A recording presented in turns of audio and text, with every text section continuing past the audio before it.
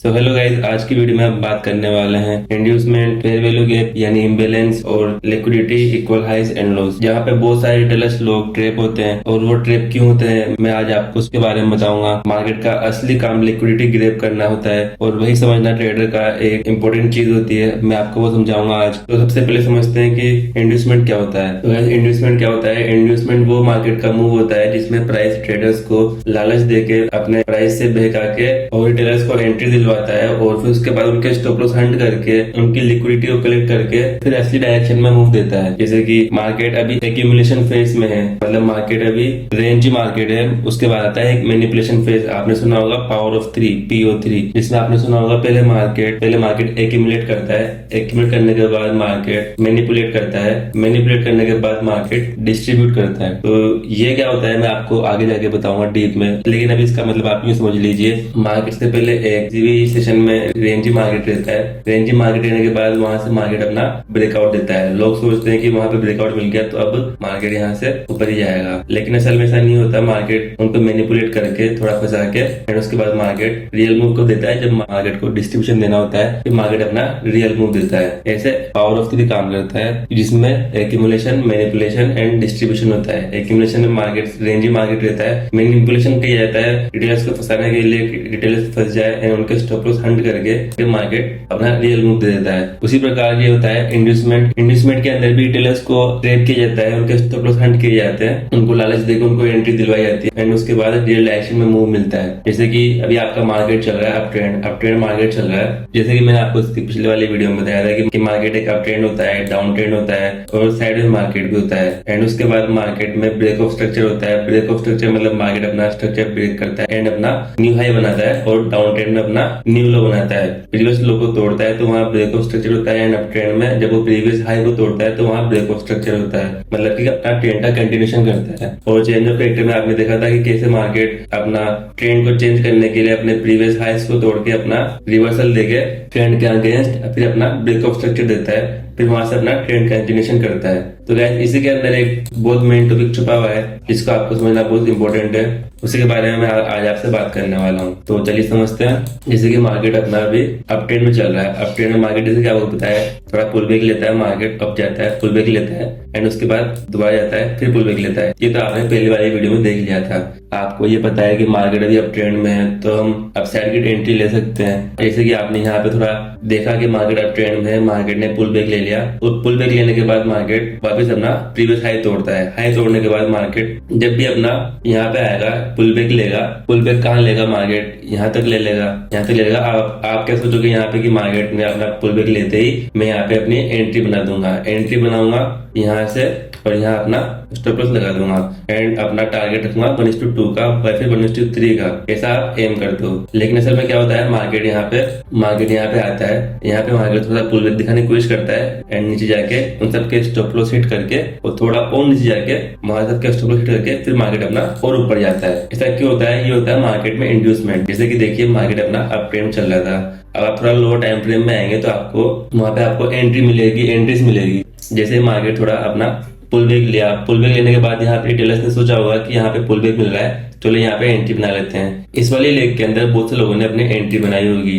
ठीक है। एंट्री बनाने के बाद उन्होंने अपना टारगेट रखा होगा 1:2 का या 3 का, क्योंकि मार्केट अप ट्रेंड में अप साइड की अच्छी एंट्री बन सकती है। लेकिन असल में होता है क्या है, उनके स्टॉप लॉस हिट हो जाते हैं, मार्केट थोड़ा रिवर्सल देता है। रिवर्सल देने के बाद मार्केट पहले तो उनके स्टॉप लॉस हिट करता है एंड उसके प्रीवियस वाले जो भी इस ट्रेंड में थे, जो अपने हर पुल बैक के ऊपर स्टॉप लॉस लगा रहे थे, जैसे कि आपने देखा होगा कि मार्केट में पुल बैक मिलता है, पुल बैक मिलता है, पुल बैक मिलता है। तो यहाँ पे जैसे ही पुल बैक मिलता है वैसे ही लोग अपना स्टॉप लॉस मेंटेन करते हुए चलते हैं। जैसे कि यहाँ पे उन्होंने अपना स्टॉप लॉस लगाया, फिर उसके बाद उन्होंने यहाँ पे भी अपना स्टॉप लॉस लगाया, तो यहाँ पे उनके सेल ऑर्डर्स रखे हुए थे। तो जैसे ही मार्केट यहाँ पे आता है, उनके रिवर्सल, उनका जो बाइंग पोजीशन में, अगर उनकी ट्रेड बाइंग पोजीशन में, तो यहाँ पे अपना वो सेल ऑर्डर लगाएंगे ताकि उनका लॉस नहीं हो और अपना वो कोस्ट टू कोस्ट निकल जाए, फिर प्रॉफिट में निकल जाए। वैसे ही मार्केट उनके स्टॉप लॉस हिट करता है एंड स्टॉप लॉस हिट करने के बाद आप भी यहाँ पे गए और यहाँ से भी गए और यहाँ पे बहुत सारे लोग सोचते हैं कि यहाँ पे चलो बढ़िया है,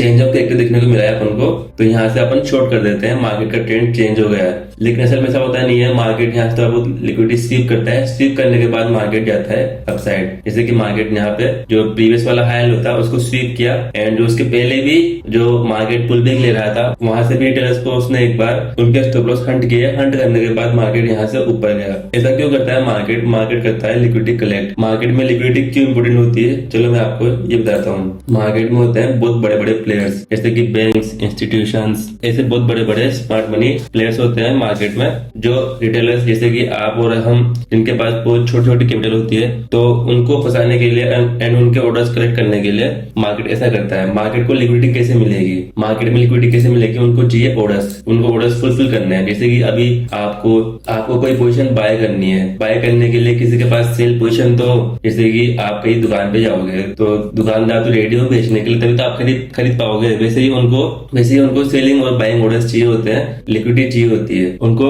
ऑर्डर्स चाहिए होते हैं ताकि वो उनके ऑर्डर्स फुलफिल कर पाए। फुलफिल करने के बाद वो अपना जो ट्रेंड कंटिन्यूएशन है वो कंटिन्यू कर पाए। तो इसी को बोलते हैं इंड्यूसमेंट। इंड्यूसमेंट में मार्केट आता है और रिटेलर्स के स्टॉप लॉस हिट करता है, एंड उनको थोड़ा लालच देके उनके जो लिक्विडिटी है, उनके स्टॉप लॉस है, उनको हंट करके अपनी लिक्विडिटी ग्रैब करके फिर अपना मार्केट कंटिन्यूएशन देता है। ऐसे ही डाउन ट्रेंड में हुआ, देखिए यहाँ पे डाउन ट्रेंड में मार्केट अच्छा खासा चल रहा था, एंड जैसे ही मार्केट अपना ब्रेक ऑफ स्ट्रक्चर दिया, ब्रेक ऑफ स्ट्रक्चर देने के बाद यहाँ पे देखिए मार्केट में थोड़ा पुल बैक देखने को मिला। जिन्होंने भी यहाँ पे अपना डाउन ट्रेंड मार्केट में सेलिंग पोजीशन बनाई होगी, इसलिए मान लीजिए यहाँ बनाई होगी, अपना स्टॉप लॉस यहाँ रखा होगा या फिर यहाँ रखा होगा या फिर यहाँ रखा होगा, तो यहाँ रखने के बावजूद भी उन्होंने अगर अपना जो रिस्क रिवॉर्ड है 1:2 या 1:3 जो भी रखा होगा, मान लीजिए यहाँ पे रखा था, तो सबसे पहले मार्केट उनका स्टॉप लॉस हिट करता है। स्टॉप लॉस हिट करने के बाद जो उनको सेल ऑर्डर्स मिलते हैं वो उनको कलेक्ट करके अपना रिवर्स साइड में या फिर अपने रियल डायरेक्शन में मूव करता है। तो इसी को आपको समझना है इंड्यूसमेंट के अंदर। तो चलिए आप समझते हैं कि इंड्यूसमेंट प्लस ऑर्डर फ्लो क्या होता है और कैसे ये काम करें। तो जैसे कि मार्केट यहाँ चल रहा है, आप ट्रेंड में आप देख रहे हो कि मार्केट अपना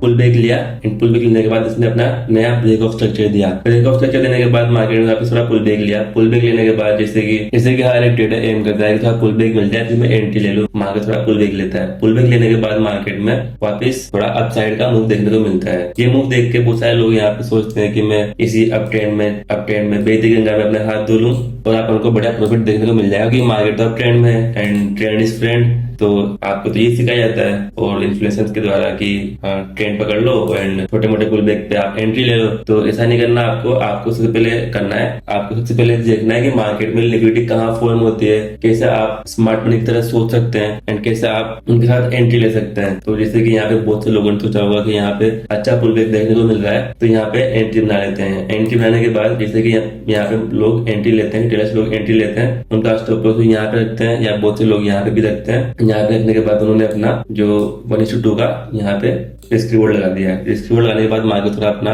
उनको प्रॉफिट दिखाता है। प्रॉफिट दिखाने के बाद मार्केट थोड़ा अपना डाउन साइड आता है। डाउन साइड आने के बाद पहले उनके वो स्टॉप लॉस हिट करता है। यहाँ पे उनका स्टॉप लॉस हिट कर लिया एंड यहाँ पे उनका स्टॉप लॉस हिट कर लिया।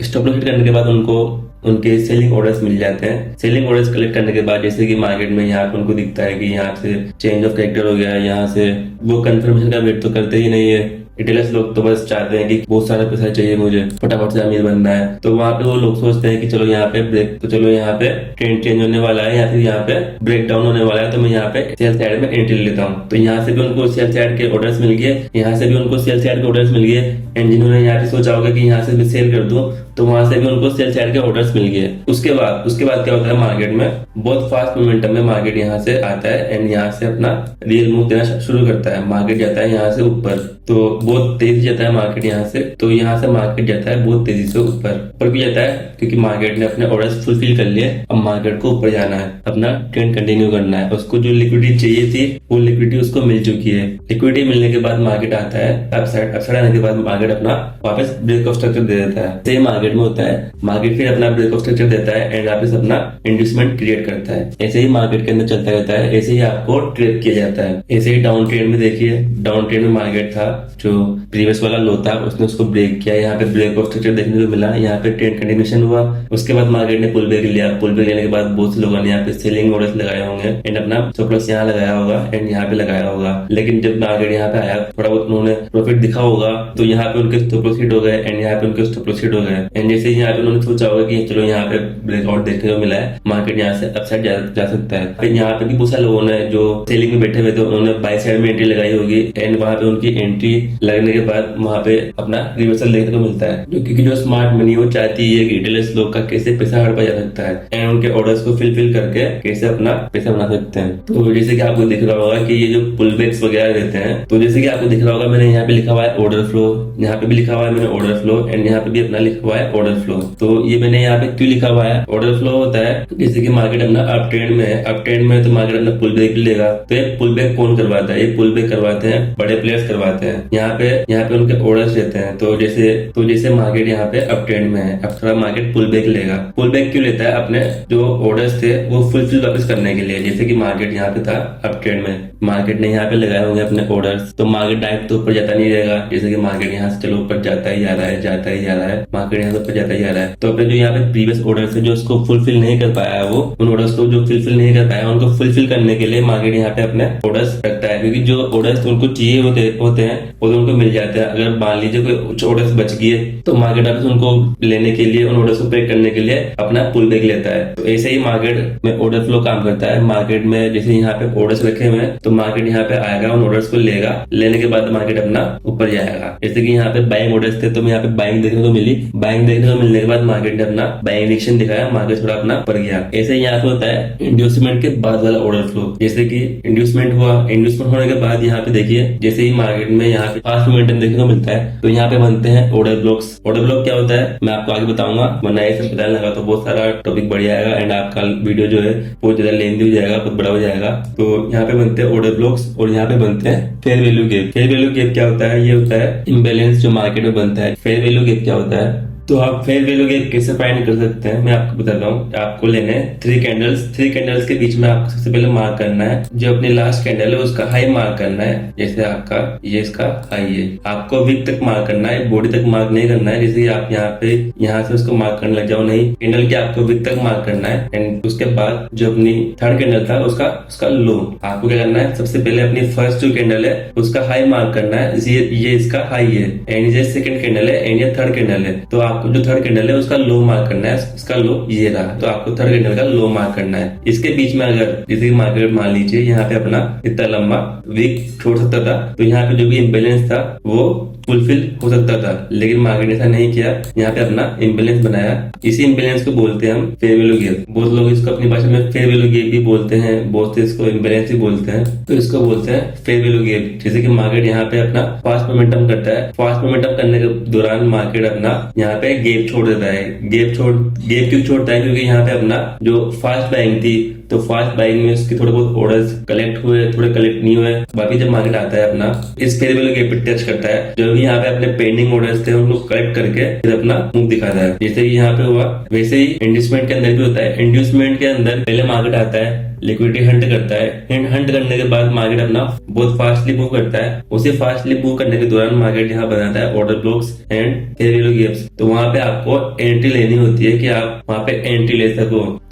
तो जैसे मार्केट आता है यहाँ पे देखिए इंड्यूसमेंट लिया है, इंड्यूसमेंट लेने के बाद मार्केट थोड़ा बहुत अपना पुल बैक लेता है। यहाँ पे जैसे कि यहाँ पे अपना एफवीजी बना होगा, तो एफवीजी बनने के बाद यहाँ पे मार्केट देखिए यहाँ पे अपना स्ट्रॉन्ग बाइंग मोमेंटम दिखाता है। और यहाँ पे जैसे ऑर्डर ब्लॉक मान लीजिए यहाँ पे पहले ऑर्डर ब्लॉक रखा होगा या फिर कोई ऑर्डर्स बचे होंगे तो यहाँ पे देखिए मार्केट अपना यहाँ से बाइंग दिखाता है। ऐसे ही होता है डाउन ट्रेंड में, देखिए ये अपना कंटिन्यूएशन करने के लिए ब्रेक ऑफ स्ट्रक्चर देता है। ब्रेक ऑफ स्ट्रक्चर देने के बाद अपना कंफर्म हो जाता है कि मार्केट अपना डाउन ट्रेंड में ही है, इसने अपना ब्रेक ऑफ स्ट्रक्चर दे दिया है। जो प्रीवियस लो था उसने उसको ब्रेक कर दिया, ब्रेक करने के बाद इसने अपना पुल बैक लिया, कट करने के बाद फिर मार्केट आता है इंड्यूसमेंट करना। इंड्यूसमेंट करने के बाद मार्केट अपना फास्ट मोमेंटम देता है। यहाँ पे बन जाते हैं अपना, यहाँ बन जाते हैं ऑर्डर ब्लॉक्स एंड यहाँ अपने बन जाते हैं एफवीजी बनना ही चाहिए। जैसे मैंने यहाँ पे लिख दिया एफवीजी एंड यहाँ मैंने लिख दिया ऑर्डर ब्लॉक। ये रहा अपना ऑर्डर फ्लो, यहाँ पर अपना order block and FVG. Market आता है, इंड्यूसमेंट लेने के बाद भी आप एंट्री कैसे कर सकते हैं, मार्केट यहाँ पे आता है, आने के बाद अपने किसी एफवीजी पे या फिर ऑर्डर ब्लॉक पे टैप करता है। टैप करने के बाद मार्केट आता है